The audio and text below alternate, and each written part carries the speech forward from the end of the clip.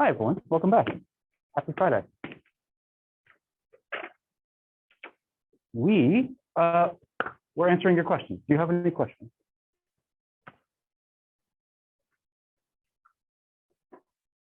Okay.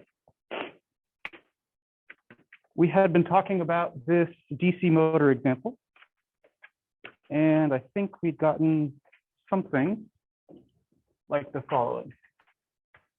Armature voltage into an impedance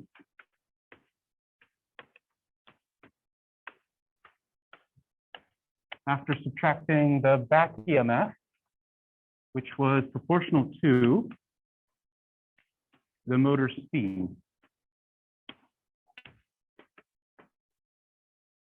And this is a voltage which makes this a voltage. Voltage divided by an impedance gets a current. Oh my gosh, what did I do to get so lucky? I'm only kind of exaggerating. We said that a DC motor can be modeled, its torque is proportional to its armature current. So stick in some kind of, should I say Ka or Km on Wednesday? Thank you. Some kind of constant of proportionality, which means this is our motor torque signal. And then we had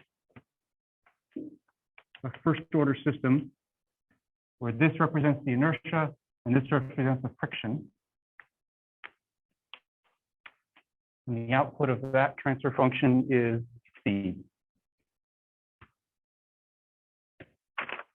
Okay. I feel like I really blasted through this derivation. And I'd like to give you another opportunity to ask what the heck's going on. Oh my gosh. Good question.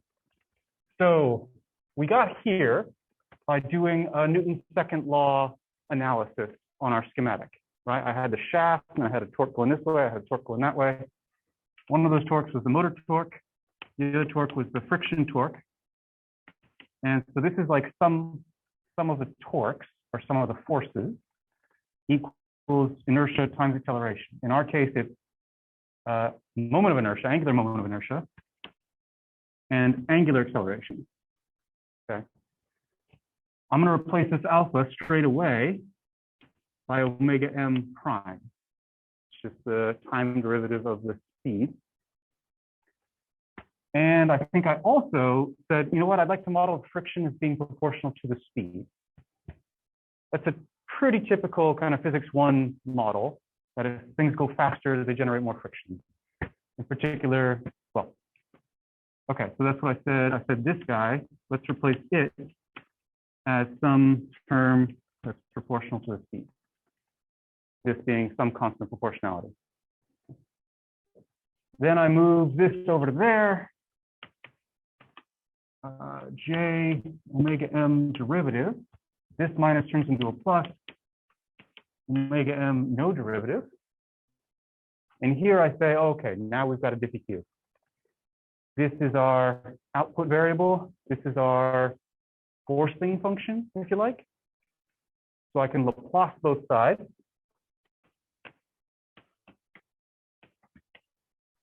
And if I Laplace a constant times a function, I get that constant times the Laplace of this function. And the Laplace of a derivative is S times the Laplace transform of the function minus its initial condition.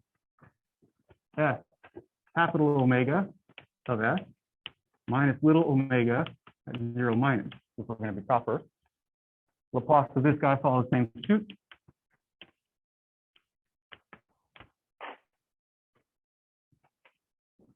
This looks familiar? You nod your head? You shake your head?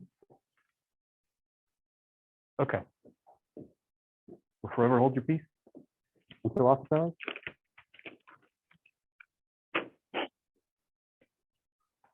I'm after a transfer function. If I'm after a Laplace block diagram, everything in here is a transfer function. If I acknowledge that I'm going for transfer functions, I set my initial conditions to 0. Okay, this is the ZSR transfer function that we're looking for. Once I do that, everything is either a constant, or or either a coefficient or a function of x.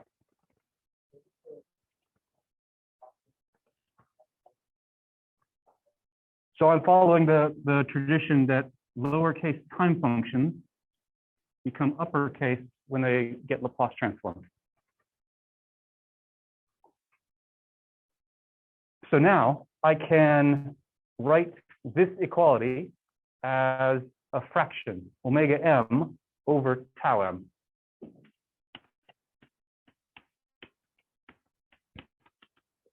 And I get the 1 from the tau m, and I get the js plus kf, which is where that block came from. Slightly slower than Wednesday, but still probably not slow enough.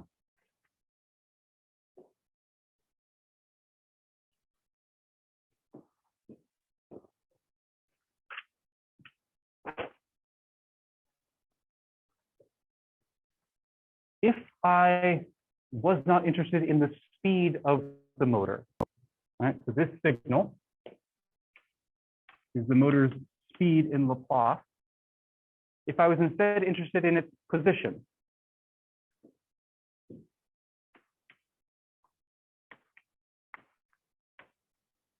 that's a capital theta, not a poorly drawn football. How would I get this?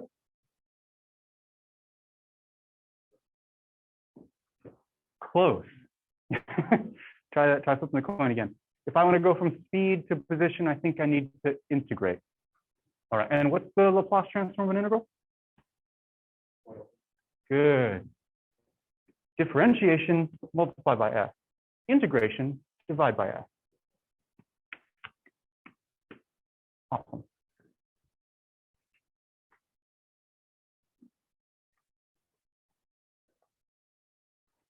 Did you see what just happened there? We didn't change anything about the motor, this imaginary motor that I'm holding in my hand. All I changed was the signal that I want. The position of the motor was always there. All I had to do was do some math to a signal that was already existent to get access to it. Questions? Cool.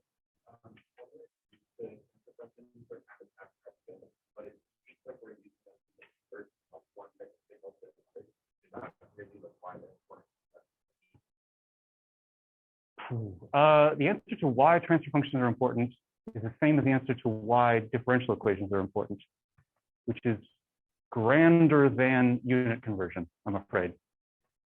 Unit conversion is included, right? We're converting torques to rads per second. We're converting rads per second to volts. This is kind of a more bald-faced unit conversion. There's just a scaling factor here.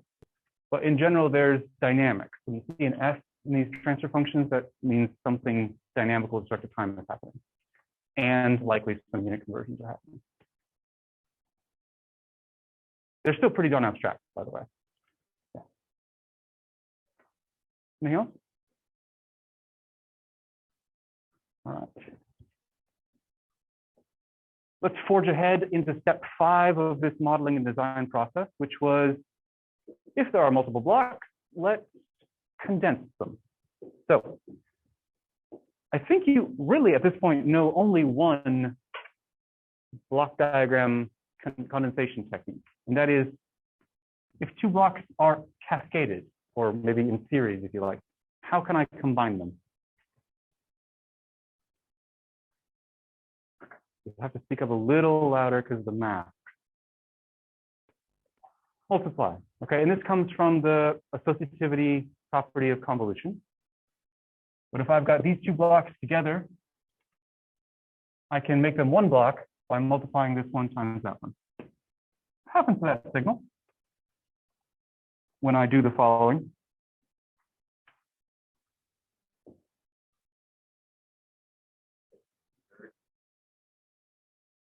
It's still there, but we lose access to it, okay?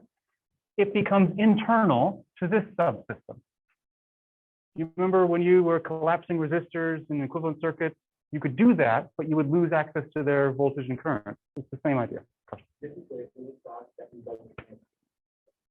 Yes. So a Laplace block diagram has a bunch of blocks. Each block, within each block, is a transfer function from input arrow to output arrow. Good. Good.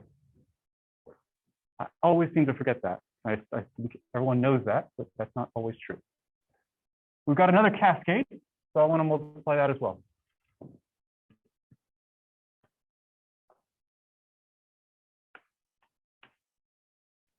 JS plus KS.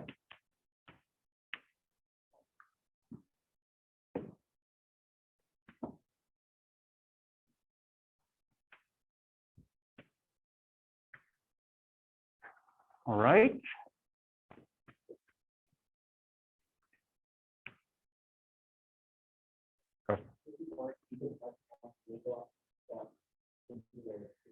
Yes.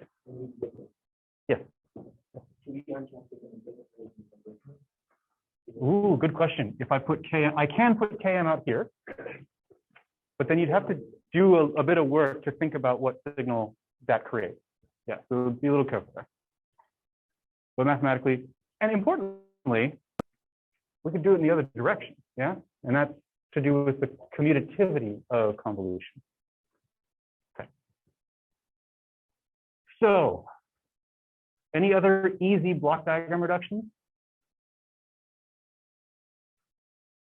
I don't think so, nothing super easy. What I'd like to do is I'd like to get rid of this feedback loop. Here, I'll tell you what I'd actually like to do. I'd actually like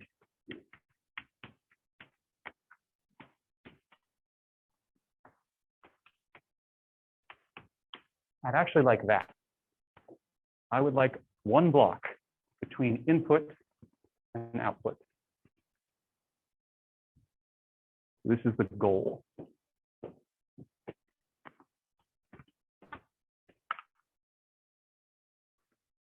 To achieve that goal, I need the transfer function from VA to theta. I don't have that right now. I think my first thing that I want to do is get rid of this feedback loop.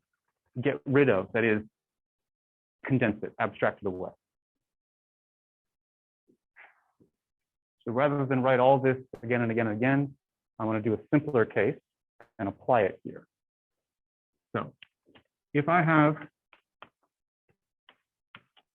what some might call the canonical feedback system with forward path transfer function G and feedback path transfer function H, negative feedback,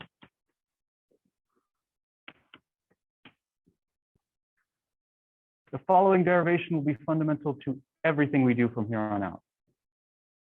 A lot of this class is built on the fact that, yes, there exists one transfer function from X to Y. Let me walk you through this derivation. I'm going to call this signal the output of the difference junction. Call that A of S.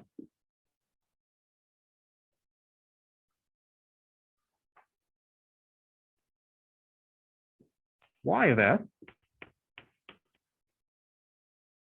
is equal to the input of this block times its transfer function, because Y is the output of the G block. So that's A times G.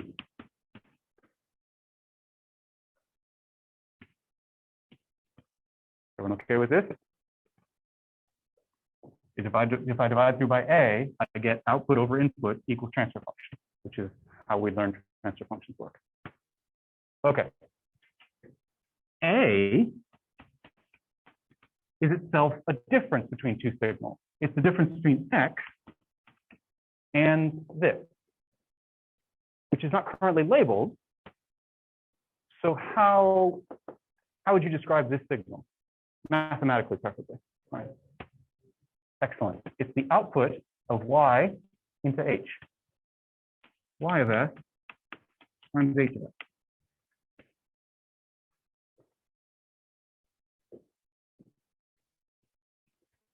Let's substitute the second line into the first line, which gives us what? X times G of S. Everything is of S, but I'm going to save myself a little time here. Minus Y times G times H.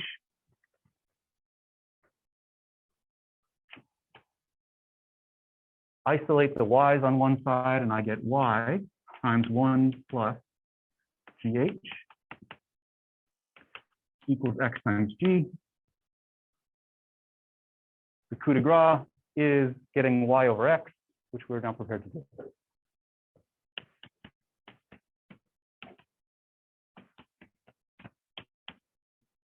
G over 1 plus G times H. Double box because it's that important.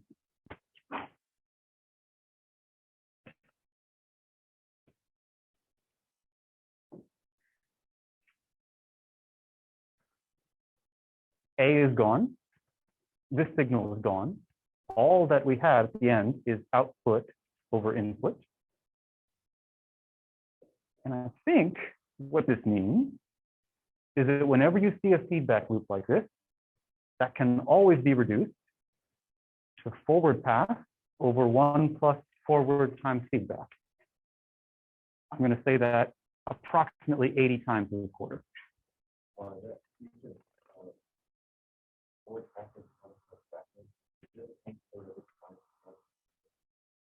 Excellent question. This negative sign on the feedback loop turned into a positive sign. That is just how the algebra worked out. If it had been a positive feedback loop, which are pretty rare, what would change? This sign would change, which means this sign would change, which would mean this sign would change. That is true, that if the sign here is the opposite of the sign here. It's true, but it's not terribly helpful. Maybe once in a blue moon. Most of our feedback loops will be negative feedback, which means you'll have a positive sign here.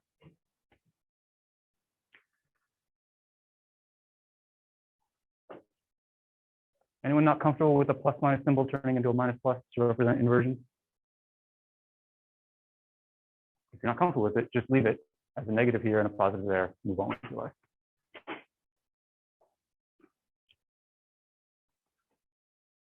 Cool. So what can we do? I think, oh look, a feedback loop. Let's collapse it. It's important to point out that I'm not removing the feedback. I'm just simplifying the transfer function. Okay, it's still a feedback system.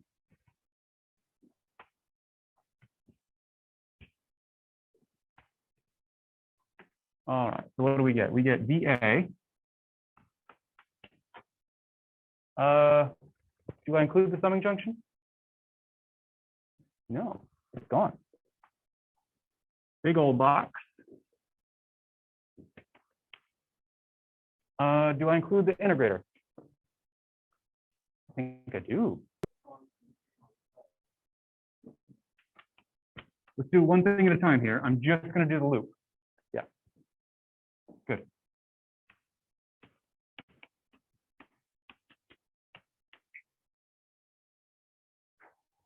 All right. So in this big blank box goes forward path.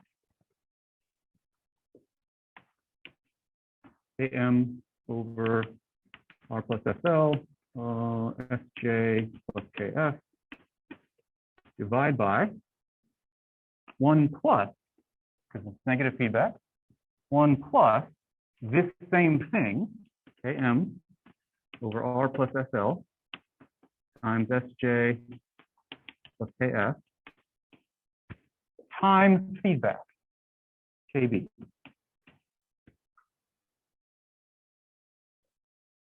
G over 1 plus G times H. Okay.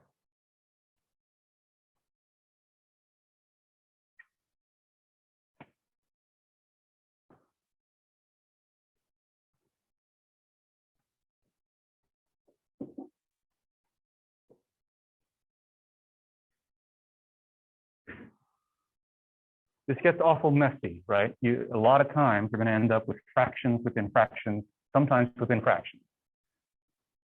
We can simplify this because this thing and that thing are identical. If I multiply this fraction top and bottom by this thing,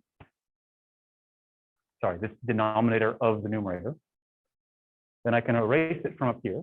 I can erase it from down there, but I have to write it there. And I'm going to combo that move with another cascade. Yeah. So the thing that I actually wanted, VA in and omega m out. No, theta. So that's out. Looks like Km over R plus SL times Sj plus Kf plus Km Kb, everything in the denominator times F.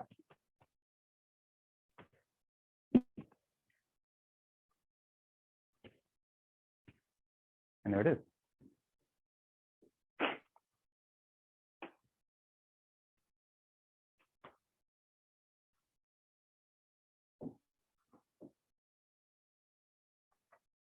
Right.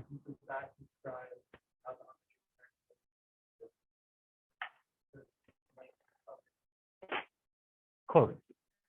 It relates the applied voltage on the armature, which is usually something that we get to control as engineers, to the amount of rotation of that motor shaft. Yeah, yeah. So this is angular position.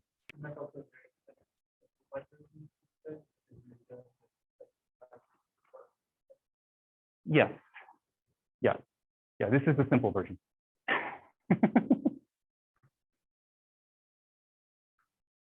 So when considering a DC motor as a system that turns volts into angles, what order is that system?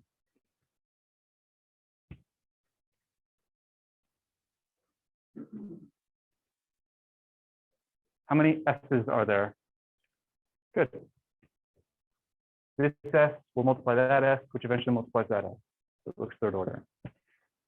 A simplifying assumption is often made where we treat the inductance as negligible, in which case you would get a second order system, which is kind of why I was surprised you said the right answer is third. Never mind that.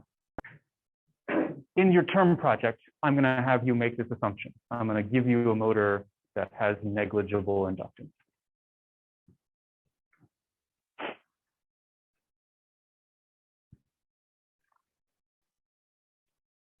Is it stable?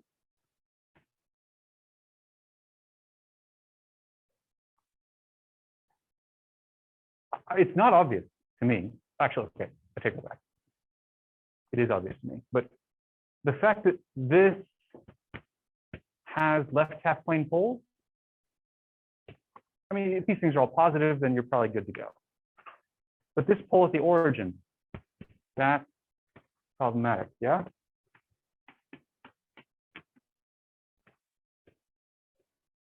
The pole at the origin means, well, it meant an integrator. So what would happen if I apply a step input to this motor? What would happen to its position? The shaft would spin forever, eventually at a constant speed, but that means the position goes to infinity. The position is unbounded. So this is not a Bibo stable system because we just cooked up a step bounded input that produces a ramp-like output. All right, that's not part of this module. I just wanted to tie in some 228 stuff to the stuff we're talking about here. Questions? Questions? Yeah, yeah. Turning on meaning applying a voltage to the armature. Yeah.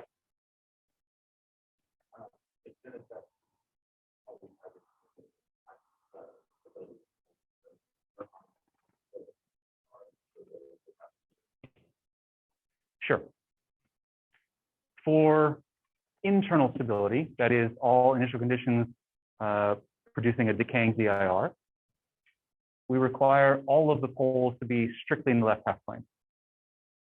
This at the origin is not strictly in the left half plane, so that's the giveaway. On top of that, if your transfer function is proper, that is the order here is less than or equal to the order down here, the pole location is also sufficient to tell us everything about its external stability. Because this is 0th order up here and 3rd or 2nd order down here, the pole location tells me everything I want to know about both internal and external stability.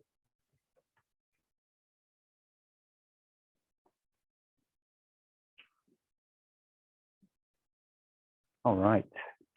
Any other questions?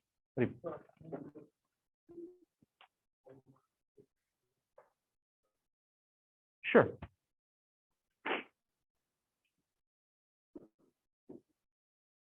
This is a 3rd order polynomial if I don't make this assumption. It'll have some roots. One of those roots is at the origin. I'm being kind and saying the other two are going to be over here. But it's this one that's problematic. Yeah. We call the characteristic mode associated with this pole, well, that would be a step. Right? It would be like e to the 0.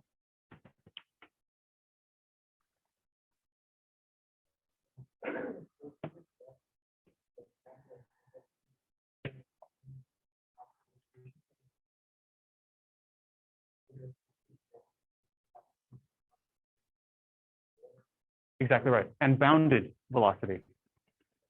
So it's the position that screws this up for us, screws it up, makes it unstable. That's a great observation. If we had done that, if we said, you know what, I want to control, or I care about the system's speed, not its position, and we lose that guy, and generally speaking, we're going to have 2 stable poles, provided all of these numbers are positive, well-behaved.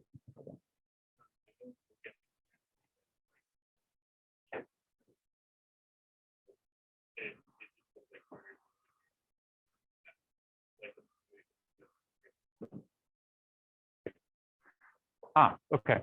It was perhaps not obvious how maybe changing the KB would change the dynamics of the entire system. But with it condensed, we see that KB, if I change this somehow, if I buy another motor with a different KB, it's going to change these pole locations, which means we're going to change the dynamics, which means we're going to change how fast the motor is. Yeah.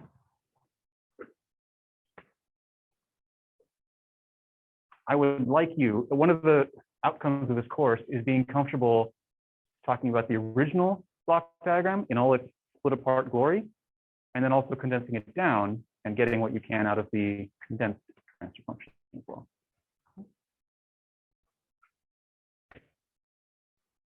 All right, I think we've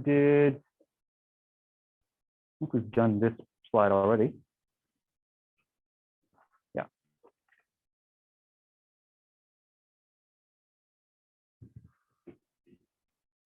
Oh, cool, we're ahead of schedule.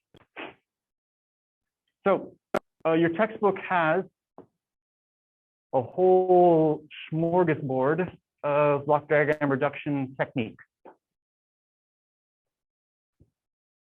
I've proven the most important one, which is number 6 there. But we should talk about the others as well.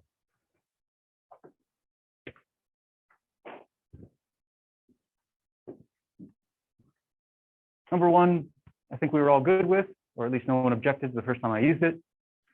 Number 2, moving a block upstream of a summing junction, or moving a summing junction downstream of a block, equivalent.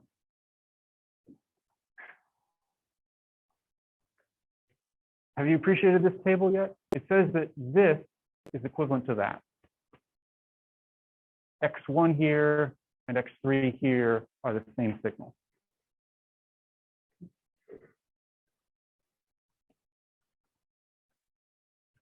So let's talk about why that one works. So X1 into a summing junction, plus or minus, followed by a system G,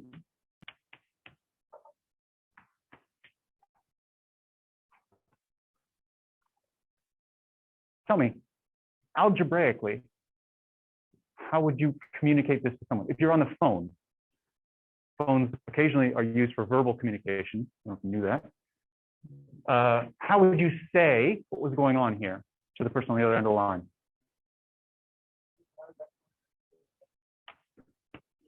One, two, multiply one or both? Good. Yeah. Block diagrams are picture algebra. That's really all they are. We can go from the picture to the algebra. We can also go from the algebra to a picture. I'm going to distribute the G.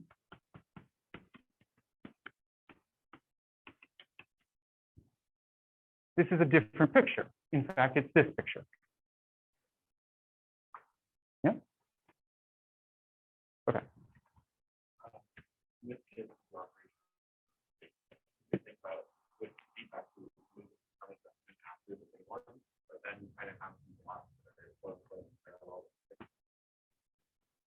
So does that make sense? So if we move that big block to You have to make 2 copies of it. Okay. but then the feedback is parallel. Ooh. What goes here once I erase this? Call it G. Call it G. Do I leave this as a blank piece on my paper? I think I get that, which is not 0. And that's important. Right? It's unity. If you see a blank stretch of block diagram, it's not 0, it's 1.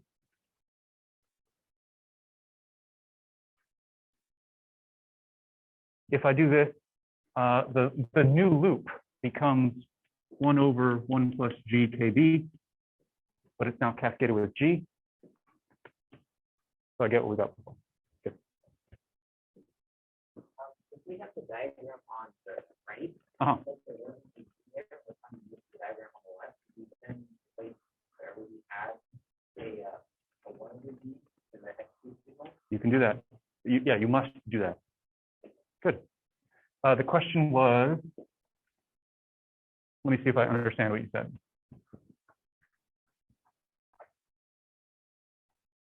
Maybe this with nothing here? Yeah, okay.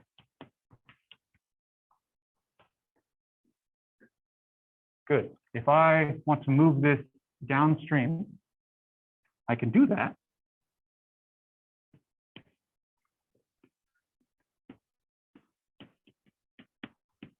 But now I'm multiplying x2 by g, whereas before I was not.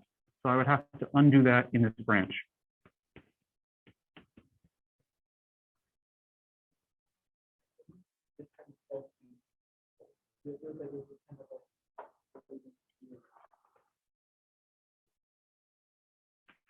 We're going to learn to identify certain kinds of systems, or certain systems with certain block diagram topologies.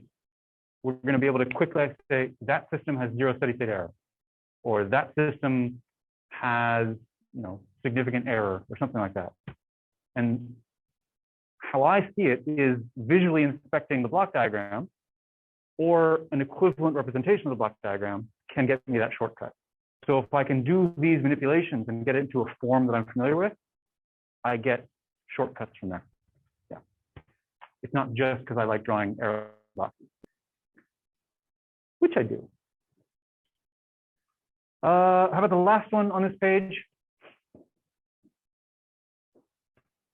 If I've got a pickoff point and I want to move that pickoff point upstream of a block, I can do that provided I copy the block onto the picked off branch.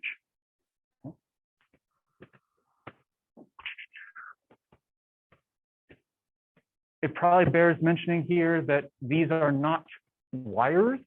These are not circuits.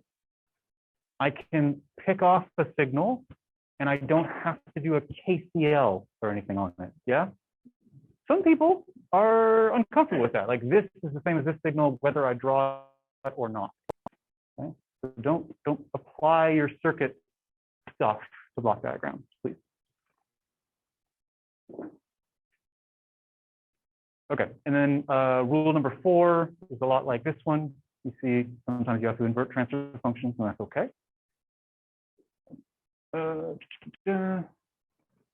And then we've done number 6 as well. So, I don't know why they put 6 last, but it's the most important one. Take it from me.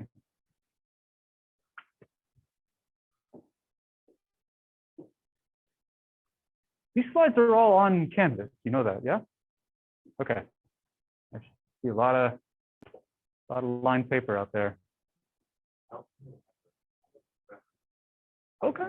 Look, I went through many years where in my evals, where are the slides? I don't get the slides. And then I give you the slides, and you're not using them. Not your problem. Clearly, my problem. Speaking of problems, I'd like you to have a crack at this. This is a big old block diagram. And the overall question is, tell me the order of the system. On your way to answering this question, I'd like you to practice your block diagram reduction. Okay.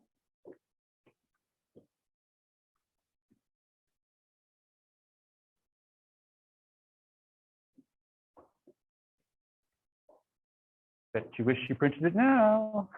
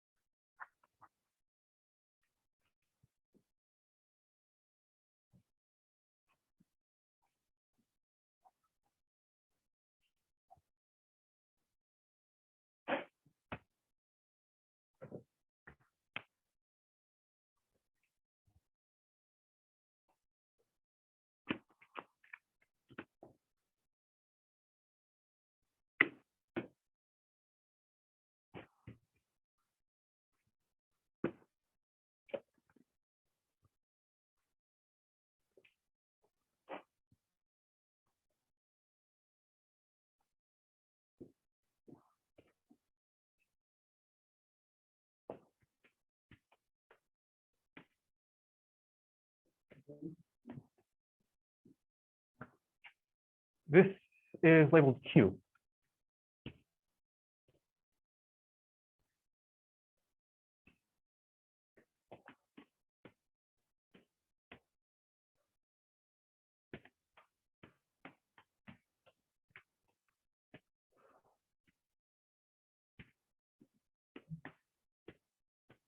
Also, this is the number 5, and this is the letter F. My handwriting is not necessarily as nice as Professor McCarley's, so just as a heads up, my 5s and S's occasionally blend. S, S, S, S, S. There's only one 5. Yeah.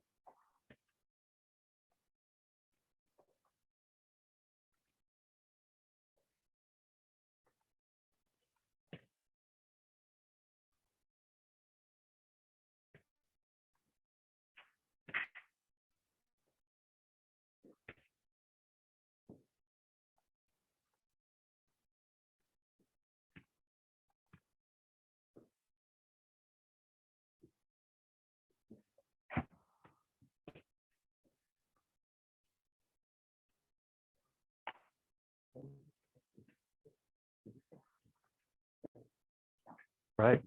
Yeah, it's one of the cruxes of this.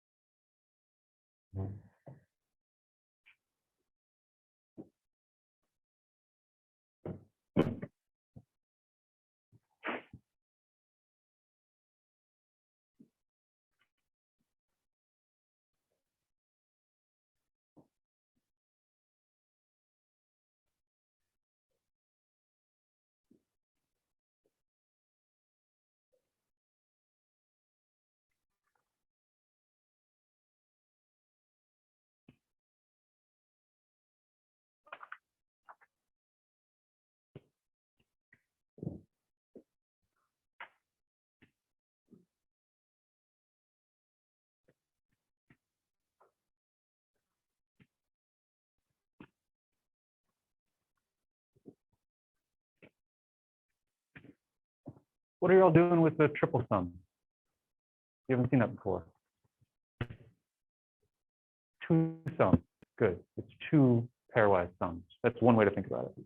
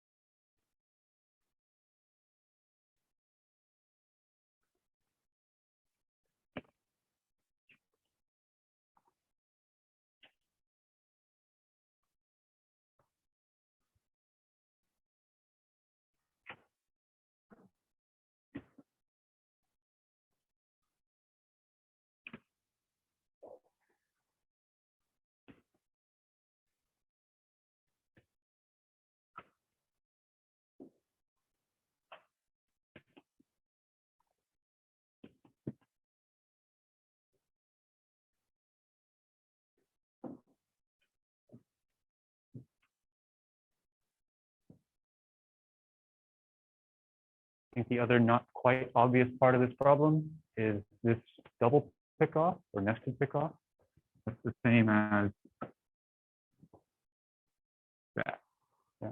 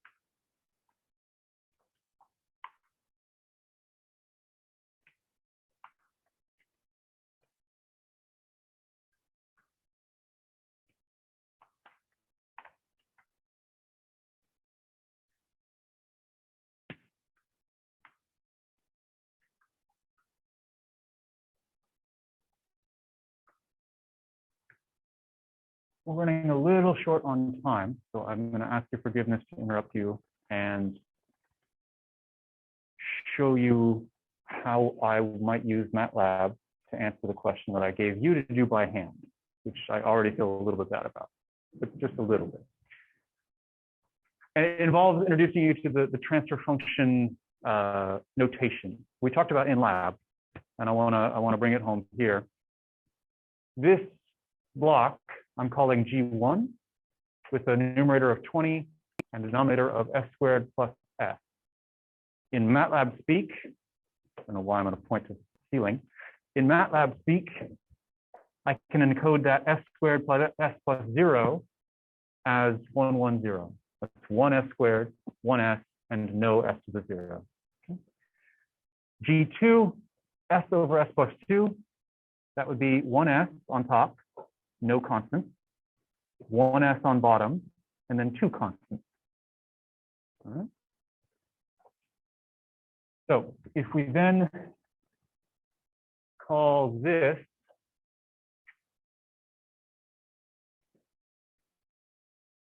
loop 1, and maybe this loop 2, we can capitalize on MATLAB's ability to do systems analysis and say L1 is the feedback connection of G1 with G2, which is slightly faster than what you were doing. Loop 2 is the feedback connection between the constant 1/4 and G4.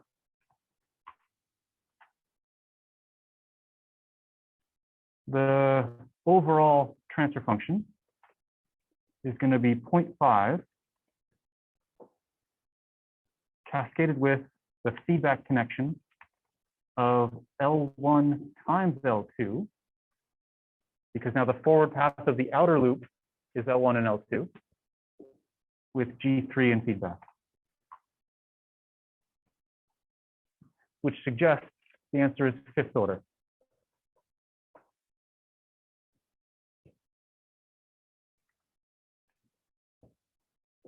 Now, I say suggest because that's actually kind of a lie. If I ask for the pole zero map of T,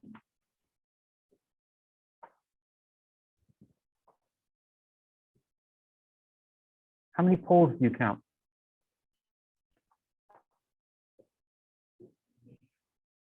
I see vaguely 3 X's, yeah? One here, and its complex conjugate down here.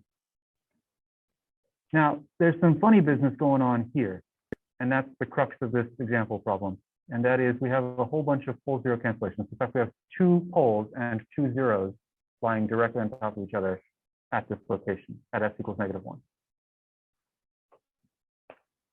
So the final answer to this example is it's a 5th order system that acts like a 3rd order system because of the pole zero cancellation. All right.